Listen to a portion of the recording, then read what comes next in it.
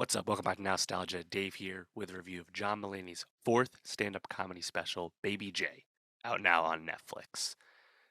Mulaney's first special, first real special since Kid Gorgeous back in 2018. It's been a minute, and of course this is Mulaney's first special since his very high-profile and public, uh, revelation of substance abuse issues and his intervention with his famous friends, going to rehab, getting divorced, getting into a high profile relationship with Olivia Munn, having a child. A lot's going on in Mulaney's life, and he gets into a lot of that on this special Baby J. I think, in a sense, hearing Mulaney get into what's been going on in his life that we know about to some extent, it's kind of the appeal of this specific special that's just came out, Baby J, kind of similar to everyone's interest in the latest Chris Rock special.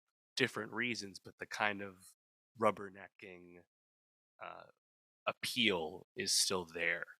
And I think, Mulaney's special, I wouldn't call it the funniest stand-up special because it's not really like a laughs per minute type special. That's really not how it's written.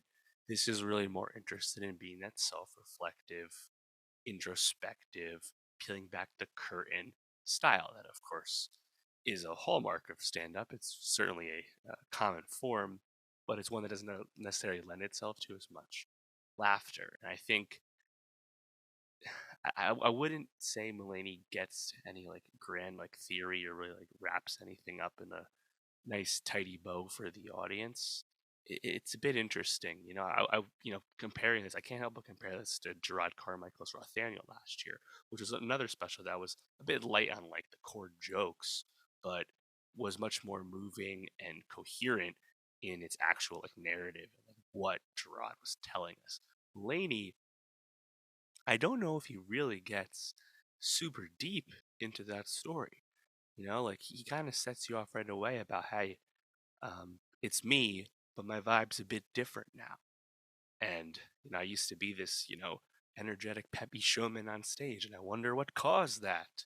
And of course, he elaborates for about 80 minutes about his cocaine addiction and how that led to him having an intervention with many of his famous comic friends, and he has a lot of name drops throughout this special of his famous comedian friends that we all know of, and tells us stories about going to rehab and things he did at his lowest right before rehab, and like giving an interview to GQ and having no knowledge or memory of giving that interview. Uh, buying a brand new Rolex to then immediately pawn it off so he had cash to buy cocaine. He tells us these stories, and I think my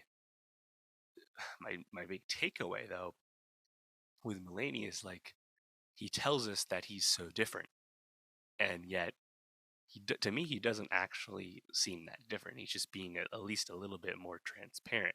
However, I don't know how transparent he's actually being. He's just kind of telling us these stories of his past, but he doesn't really get into how he feels about that past. He'll make off some jokes about, and that was a story I did tell you. Think about the stuff I didn't tell you. But he doesn't really peel back the curtain nearly as much as I think it's presented as being. And really, over the course of the whole runtime of Baby J, it's perhaps the curtain is pulled back the same level the entire time. It's not like he slowly gets deeper and deeper, or darker and darker, or funnier and funnier. He just kind of tells you some recent stories and gets in and gets out. But the thing is, it's actually a long run time. It's not it feels a bit long to me anyway. Obviously there's funny stuff here, like comparing his sedative tolerance to Rasputin. I thought was hilarious.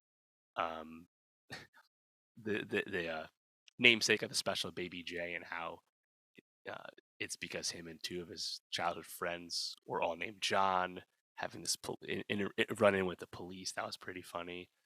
His story about doctors and how there are levels to how good they are and how credible they can be. Shout out Dr. Michael. That was funny. With the Rolex guy, told him obviously you may know mix metals when it comes to wearing jewelry. That was quite funny.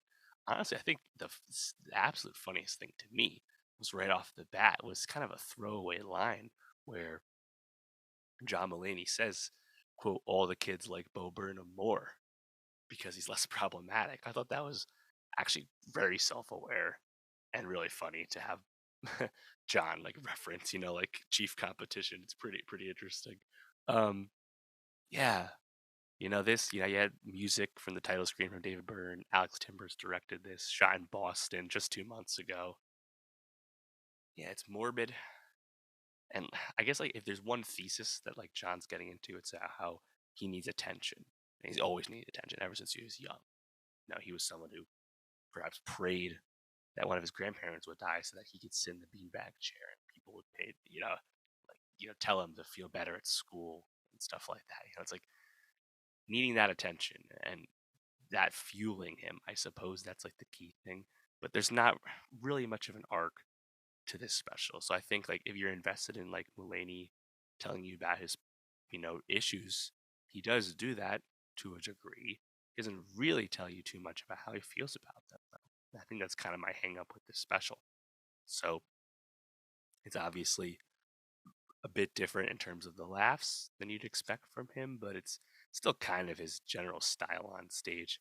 But an interesting special. I think it's still a worthwhile thing to watch, just because it is a specific story. And obviously, we're very happy that Seth Meyers and Nick Kroll and Pete Davidson, everyone else, Fred Armisen checked in on John Mulaney, and that intervention happened when it did, and things like that. But yeah, I think better days are ahead for John Mulaney. We can hope, but this is probably not going to be anyone's favorite special of his.